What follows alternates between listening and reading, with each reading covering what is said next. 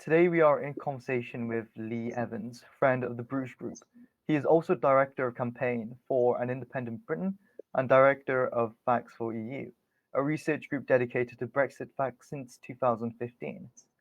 Today we shall be discussing all things Brexit, and in particular the retained EU law, revocation and reform bill. My name is Limbu, contributor and commentator for the Bruges Group. Glad to have you, Leigh. Firstly, how did you come to the position today that the EEC and the European Union was simply an untenable political and economic bureaucratic organization to be part of? Owing to your older roots in the Eurosceptic movement, was there a historical point in your life that was the final straw to the EEC or European Union?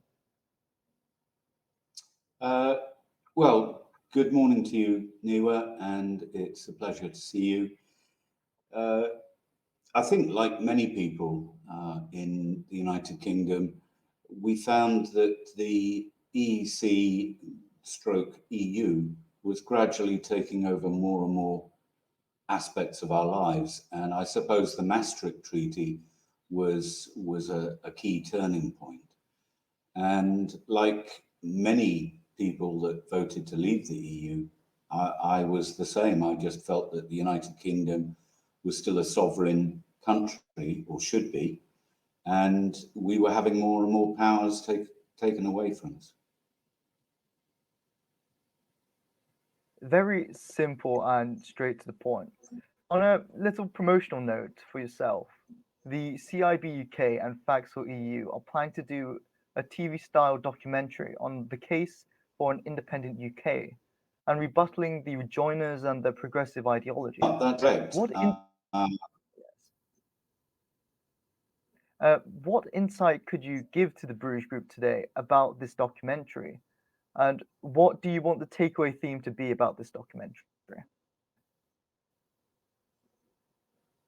Well, it's a pretty good question, Niwa, and this is a very exciting project. What we're up against is the other side on this, the rejoiners, and there are two £100,000 funded documentaries which are in the process of production. One of them has already, I think, reached the target, and the other one is trying to. And so we decided that we would fight back, and we set up a crowd-funded campaign. We're already halfway to our target on this. It's going to re-emphasize the positive case for an independent United Kingdom, which is increasingly under threat. We want to rebut the negative case being made by rejoiners who want to drag us back into the EU. And we're going to be also taking on some other issues as well, like net zero, open borders, uncontrolled immigration, more lockdowns, gender politics, cancel culture, and so on and so forth. And this will involve mostly politicians that will be filmed outside Parliament on College Green, and will include a lot of facts which the rejoiners, of course, can't deliver, because all they can deliver really is forecasts, and pretty poor forecasts at that.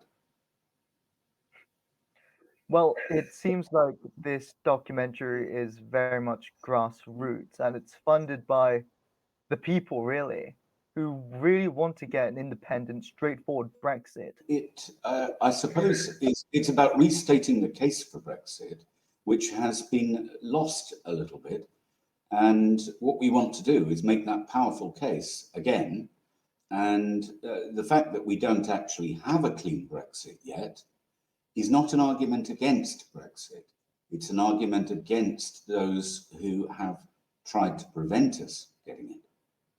Almost 7 years ago today, we had an EU referendum. And since then, we've had ups and downs trying to secure the best possible way of leaving the European Union. Taking into account the past 7 years, would Britain be better off with a clear-cut no-deal Brexit? And would the Conservatives today be better off without a deal? As it seems today, all the problems of politics does stem from that deal, such as the protocol or the Windsor framework? I think that's a good question. Our view was always a no-deal Brexit, exiting on WTO, World Trade Organization terms. And we felt that the withdrawal agreement that was initially negotiated by Theresa May, Ollie Robbins, et al., was a total disaster. And unfortunately, because that dragged on with what was effectively a Remainer parliament trying to thwart the biggest democratic decision of the British people in UK history, because of that, we ended up with something that Boris Johnson then inherited in 2019, which was wholly unattractive, but they were backed into a corner and they did the best they could. Lord David Frost in particular did the best he could. But when you've already been through a few years of negotiation and you've agreed certain things, like, for example, the divorce bill, which had already been agreed, then it is difficult. Our position was always, right from the start, you must understand the mindset of the EU. They set out to punish us for Brexit. They wanted all the other countries to see that Brexit was not going to work. And that's why they've behaved the way they have. So sadly, our view did not prevail, and we are where we are. We would now take a much, much firmer stance with the EU than is currently being taken by the government. I see. Our follow-up question is, as we know, there was a no-deal Brexit. Like you rightly mentioned, Boris Johnson's withdrawal agreement was ratified and passed through Parliament. The Bruges Group position was that it was a thin deal, but one that should be praised, not condemned. So the question is, did Boris Johnson's EU deal suffice? Well, another good question, really, and the answer has to be a bit nuanced. Do we think that the deal was the best that could have been achieved at the time? If there were going to be a deal, then probably yes. I think they did a pretty good job. We would have still wanted to walk away, and that's still our position today. And if you look back now at, for example, the Northern Ireland Protocol, now the Windsor Framework, I think we can all see that there are deep flaws in this. But was it the best deal that could have been done at the time? In my view, as quite an experienced negotiator, I would say probably yes, although I would have walked away personally. But there you go. Yeah. A little question. I believe in 2019, Jacob Rees-Mogg did a speech with the Bruges Group, arguing that a no-deal Brexit was still on the cards. What was the actual possibility of a no-deal Brexit? There was every possibility that we could have walked away. Once the Johnson government won their 80-seat majority in Parliament, we could have simply walked away. And there are, I have to say, good reasons why that route was not chosen by the government at the time. There was a lot of nervousness about trade in particular. Now, in reality, what's happened is we've had no end of problems with trade with the EU. They made it almost impossible for us to export goods to them, whereas we've done the opposite. We've made it extremely easy for EU exports to enter the UK because we haven't yet implemented the full range of measures that we should have done. But the EU made it so difficult that we even had bizarre situations, for example, where trucks were turning up in Dutch ports and were told that they didn't have the correct colour ink on their import forms. That's how bad it was. And this is why I say that the EU has made it as difficult as they possibly could, sadly. And when I must stress to you, Niwa, when I talk about the EU, I'm talking mainly about the Commission and officials, bureaucrats. I'm not talking about the people of the EU, because 100%. we are absolutely pro-EU countries and the EU's peoples. It is simply the institutions that we're against.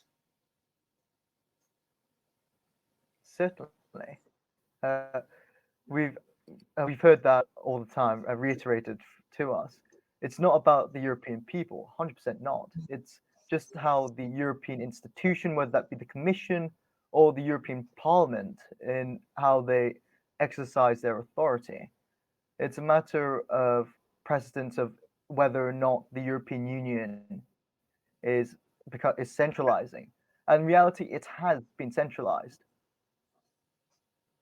Yes, it's a sclerotic bloc that has very little to do with trade. Certainly over the years, we joined it because we thought it was a trading bloc. In reality, we opened up our borders to the EU, and we've had a trade deficit with them ever since. They've still got, to this day, a massive trade surplus with us.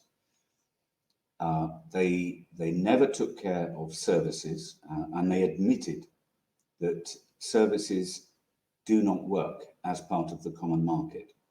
And we have that in writing from them. And yet, services are 80% of the UK's economy. So there were a lot of promises made back in 1973, 72, 73 that have never been fulfilled at all. And it still to this day, they're playing catch up with trying to do trade deals now with Australia, for example, which we've already done, and other countries. But their average time on doing those deals is in excess of 10 years. I mean, that's just ridiculous. And the reason is because they introduce a whole raft of measures in those trade deals that have nothing whatsoever to do with trade. They're effectively imposing their values on other countries and wanting to write those into the trade agreements. And that is often a problem for many countries around the world. I'm a businessman, and for me, trade is trade. Politics is something else. But that's not the case with the EU. It's politics first, then trade. It's 100% become centralized. I suppose getting onto the topic, one benefit coming out of Boris Johnson's Brexit deal was the retained EU law revocation and reform bill. In the first article from Facts4EU, your team states it was only till September 2021 where reviews into which departments, policy areas, and sectors of the economy contained the most retained EU law. Why was it only late 2021 when we thought about sunsetting certain European law? Another excellent question, Niwa, I have to say.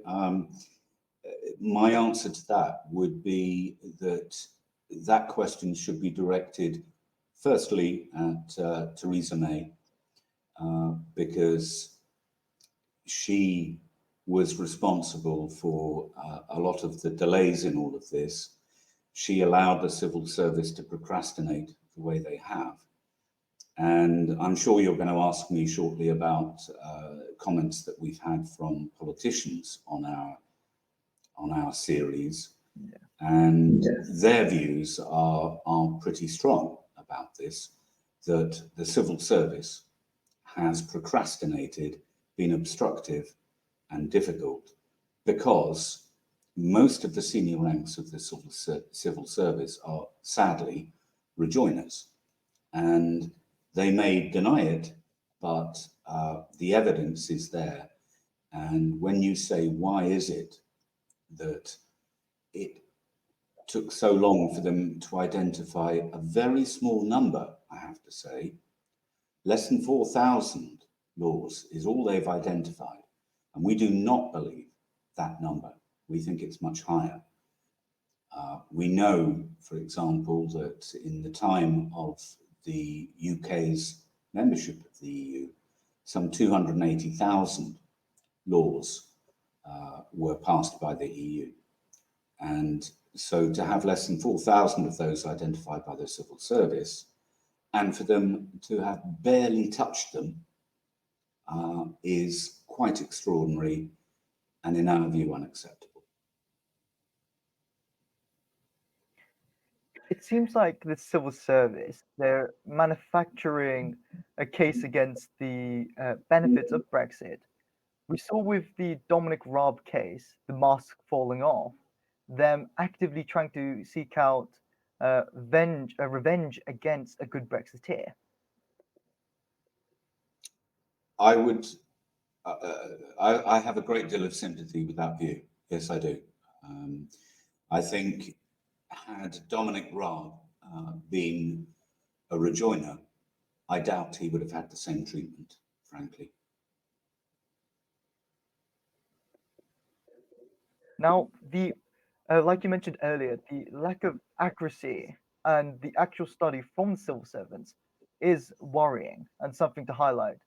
But one thing to take away from the UK report is that the EU retained law by each department has a heavy focus on EU laws on DEFRA, so agricultural red tape, with 1,781 statutes and provisions that hinder British agriculture.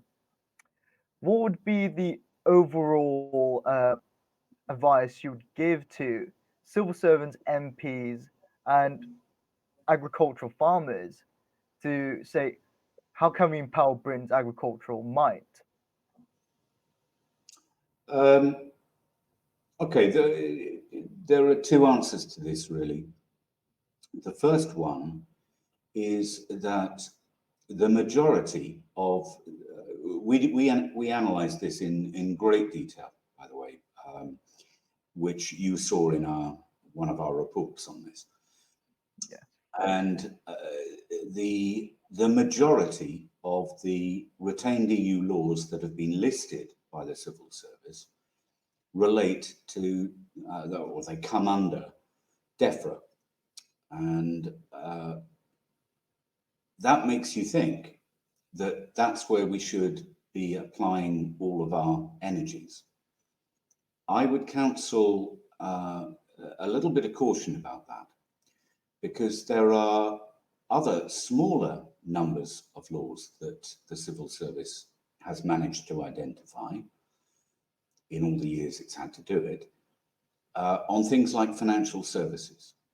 Now, if you were to tackle the laws on financial services, the retained EU laws, even though they're much, much smaller in number, they could have a much greater impact on the economy.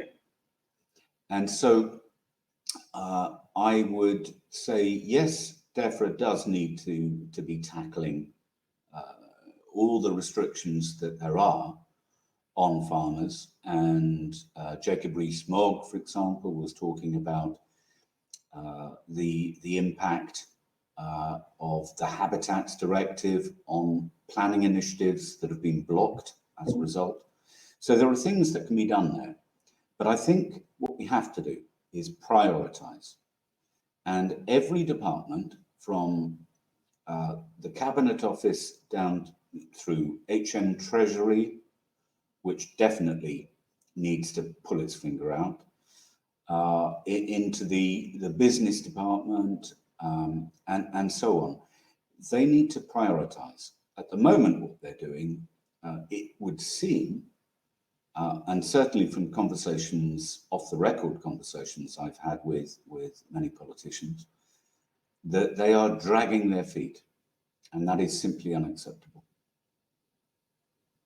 100% agree. I think the overarching theme would be to get rid of most of these so-called EU laws that impinge upon Britain's natural right.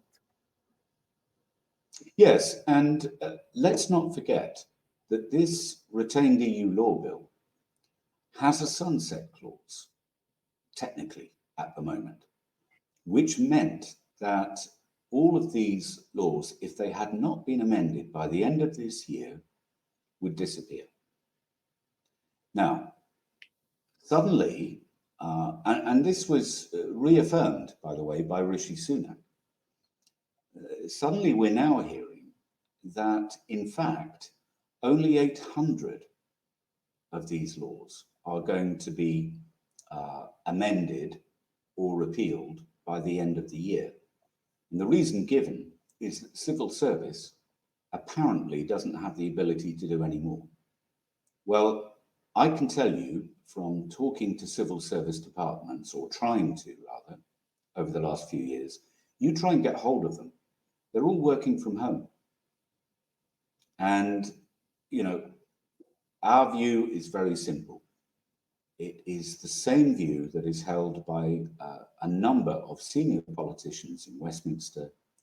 They have to be back at their desks. I 100% agree with that once again. You can't really have lazy civil servants. That would ultimately mean that Britain as a whole cannot run in it with itself. Mind you, already that most of them already are Remainers, which does affect the affectability of the government. It does. And I mean, the proof of the pudding is you try phoning a press department in one of the civil service departments. You might eventually get hold of somebody. They can't transfer you to the person that can actually deal with your inquiry. And the reason is because they're working from home. And so they're not part of the main switchboard. They cannot transfer you. And this stuff has been going on now for the last few years. And I can only imagine how poorly these departments are being run. Forget press relations, just talking about overall management and people working with each other. If they're not in the office, then I'm sorry, but as a businessman, as a company director, I would never allow it, because you can't run a company that way, and we shouldn't run the country that way. In the third article, it is analysed that there is more EU law entrenched in our statute books than the government figures indicate, as the EU acquis takes into account more than 280,000 legal obligations in the EU database during the UK's membership, with such ridiculous statutes such as the example of the regulation on asparagus. So, how did Britain even get in such a position in the first place by obeying such an authoritarian system, where all members accept an entire body of EU treaties, laws, regulations, rules without any parliament vote? Well, I think that that's the question here, really. When you listen to some of the politicians in the House of Commons, and particularly in the House of Lords, you would be forgiven for thinking, do these people not actually understand that we absorbed a great deal of EU legislation, as you say, directives, rules, whatever you want to call them, some laws and so on. These just sailed through. They sailed through with very little scrutiny. And for these same MPs and peers to say that there isn't going to be enough scrutiny on getting rid of these, well, where was the scrutiny when they were imposed on the British people? Exactly none. And this really does erode the parliamentary sovereignty that we personally uphold, unlike with many other nations. Yes, and it's interesting. We've done a great deal of research into the number of EU laws, regulations, directives, whatever you want to call them, that have been obeyed by the UK, and in many cases gold-plated, I have to say, and yet which have not been obeyed by other EU countries. And the UK has been an absolute star, or was an absolute star when it was a member of the EU, compared to many, many other countries which have failed to implement these at all, let alone gold plating. It's saddening, really disheartening. I suppose, however, we've had a strong fight back against the European Union. We've had some top Brexit MPs, such as Jacob Rees-Mogg and Sir John Redwood, giving their piece against any retreat on the EU retained bill. In particular, Jacob Rees-Mogg, as he says, it will be a constitutional precedent for us to have this bill and to sunset certain EU legislation. Would uh, what would be the case now if the Lords makes heavy amendments to the EU retained bill?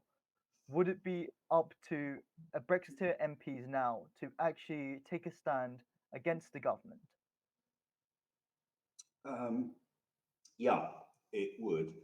Um, but I think I wouldn't point the finger of blame at MPs. I would point it at government. I think, to be perfectly frank, I think the Prime Minister needs to make it perfectly clear that the government was elected on a manifesto to get Brexit done. Now, only fantasists from the rejoiner fraternity can say that we've got Brexit done. We haven't yet. One of the reasons is because we haven't changed the laws, the EU laws that were imposed on us. So I think that's a very important point. And the reason it's important is because it was a manifesto promise. When it's a manifesto promise, the Lords are not supposed to change it. There's a certain protocol. I believe it's called the Salisbury Protocol or something like that. So I think there needs to be a very clear statement from the Prime Minister that this bill needs to go through. And at the moment, we're not hearing that. In fact, we're hearing the reverse of that. And certainly that's what I'm hearing from individual MPs. Yes. In my article regarding the retained EU bill, I gave the benefit of the doubt to the government. To quote my article, I stated, any failure of the bill could be seen as a victory for the pro-EU camp. The bill is seen as a key part of the UK's post-Brexit future, and its failure could be seen as a setback for the wider Eurosceptic movement. That being said, are there any positives to this bill? After all, we're only taking into account only the prior nature of the report stage of the current House of Lords looking at this bill. Um, I would pass the bill. It's as simple as that. I would just pass the bill. We've got so many issues to deal with in recovering our country from being a colony of the EU for so many years that I would really prefer we don't waste too much time on this. So I would pass the bill, simple as that. Now, that's not going to happen because the Lords are going to delay it, but there needs to be a very clear message coming out of number 10 that this bill, which was supported by the Prime Minister, needs to go through. And we're not hearing that at all. We're hearing the opposite.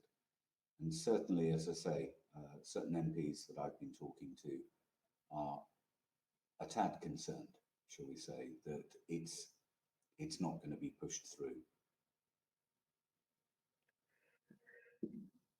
Well, my final question is, what future battles should Brexiteers like ourselves look out for?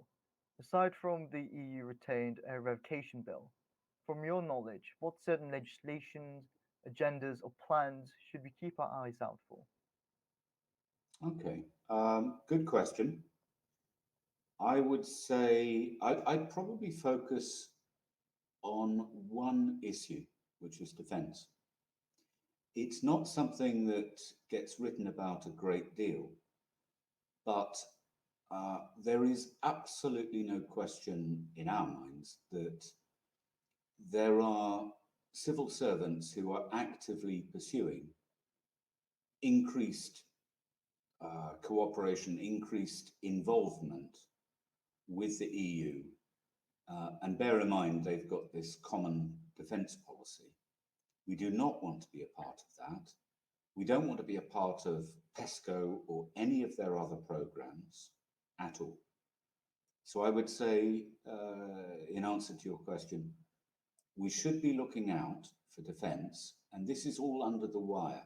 Okay, this is not being reported on, although we will be reporting on some of this, and we've certainly done a lot of reports already.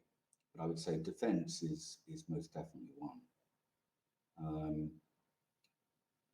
I think financial services is something that we need to be acutely aware of, and I don't think there's enough focus on that. But again, coming back to your questions about the retained EU law bill, if we change the regulatory environment in the UK away from the precautionary and oppressive EU laws, regulations, directives, etc., then the UK can flourish even more than it already is. And it's doing really well in financial services, but we could do a whole lot better. I suppose in regards to the military, this all goes back to the integrated review, which came about early 2019, 2020, where we decided to cut down our troop numbers on the basis that we can focus more on the technological sides of the military. It really does boil down to that.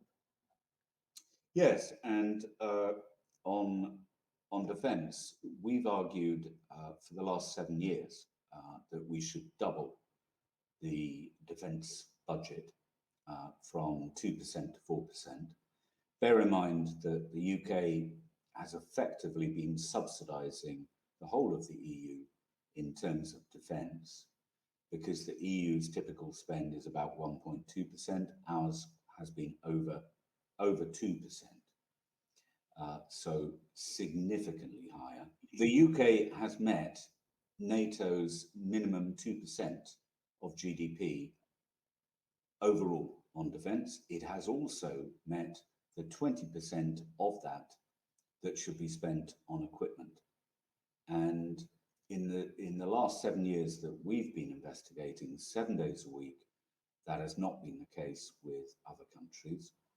Overall, it is paltry what some of the EU countries have been spending. Germany, for example, it's pretty pitiful what they've been spending. So I would say, yeah, we definitely need to increase our spending on defence. We live in a very dangerous world. You asked me a question about what other things we should be concerned about and some of the benefits that could accrue from Brexit. Well, one of them is foreign policy, because we're no longer part of the EU's foreign policy. And there are some geopolitical issues in relation to Russia, China, Iran, and other countries around the world. And Britain can now forge its own path, and that's a wonderful thing. In relation to that, I suppose we can rekindle our relationship with the good old Commonwealth. After all, it did seem to them we left them in dusk when we joined the EEC in the early 70s. Absolutely, and we have a lot of contacts with people around the world in the Commonwealth, and I've done interviews with a senator from Australia, an MP on the Trade Committee from New Zealand, and so on. And they are absolutely thrilled, these people, about our newfound freedoms. They just wish that we would be able to exert more of them and be a little bit more confident out there in the world. Now, we are gradually doing that, but there are elements in Whitehall that simply don't want that to happen, I'm afraid. I would fire several of the heads of civil service departments personally, if I were in charge, in order, as Voltaire once said, pour encourager les autres, to encourage the others. And I think we need some radical changes, to be perfectly frank, in the civil service. Well, that is a great place to end off this interview, Leigh. A Thank bit you so much. controversial, I know, but Well, it's my pleasure having you on behalf of the Bruges Group. Thank you for listening all, and catch you on the next interview. And can I just say, congrats to the Bruges Group on everything that you're doing. We monitor what you're up to, and you have some great events which we enjoy. I have to say, both CIB UK and Facts4EU are non-partisan, but nevertheless, some of the issues that the Bruges Group covers are critical for the future success of our country, and we wish you well. Thank you, Leigh.